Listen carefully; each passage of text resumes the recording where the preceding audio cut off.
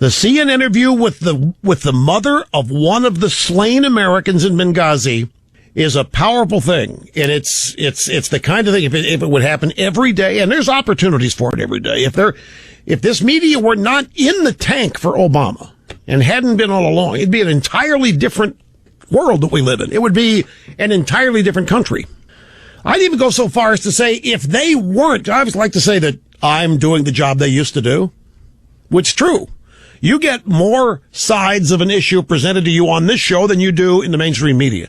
But by the same token, if they weren't doing what they're doing, market-wise, there wouldn't be a place for me. So I'm kind of torn.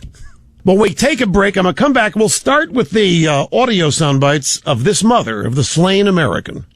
And you realize this thing aired on CNN. That is going to have far much more impact than if it aired on Fox. Folks, this is very hard to listen to. It's tear-invoking, it's tear-jerking, but it's also going to make you mad. It's going to infuriate you. It's on Anderson Cooper, 360 on CNN. He interviewed Pat Smith, the mother of Sean Smith, computer specialist killed at the U.S. consulate in Benghazi.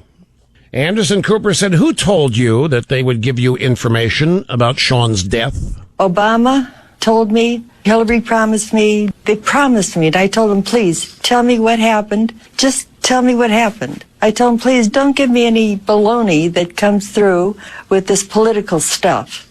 And I still don't know. In fact, today I just heard something more, that he died of smoke inhalation. I look at TV and I see bloody handprints on walls, thinking, my God, is that my son's? They haven't told me anything. They're still studying it. And the things that they are telling me are just outright lies. That Susan Rice, she talked to me personally and she said, this is the way it was. It was because of this film that came out. They're purposely lying to this mother. Their son died because of this movie. Her son did not die to a movie, but died because of a terror attack that our consulate was not prepared for. It's no more complicated than that. Now, who is this woman, Pat Smith? She's an American. Her son killed in action. It's a real woman. And these people, Obama, Susan Rice, everybody, the political class, the elites, whatever they want, they can have. They want the House dining room, Senate dining room, get whatever they want. Doesn't cost much. Healthcare, don't have to worry about it.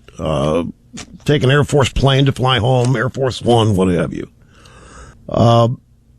These are people that get thrilled in life over things that the political class in this country takes for granted. Political class would probably make fun of going to McDonald's or Olive Garden. To these people, it might be a treat. I mean, these are real Americans. I mean, this woman, who knows what her economic circumstances are.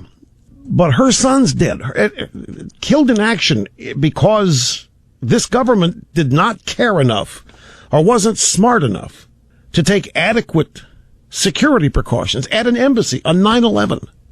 Now, one thing that when a family sees its son or daughter go off to the military, the one thing that they always trust is that their country's looking out for them, that their government's personally invested because they so appreciate the gesture, the volunteering that takes place for people to join the military.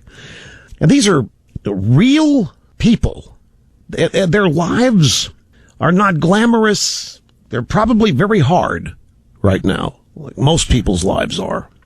And they don't have time to be worried about focus groups and how they look on television and whether or not they were polite enough in a debate or whatever. The political class lives in an entirely different universe, and it's one of privilege and entitlement compared to the people who make this country work and to the people who have as members of their family volunteers to join the military, to defend and protect everybody else.